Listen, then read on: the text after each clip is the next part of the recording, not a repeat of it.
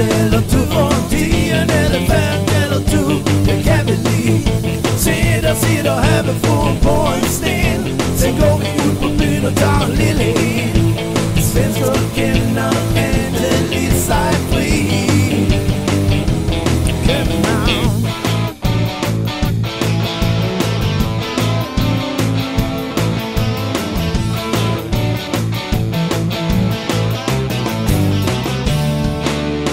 På andra sidan sundet var det en annan atmosfär.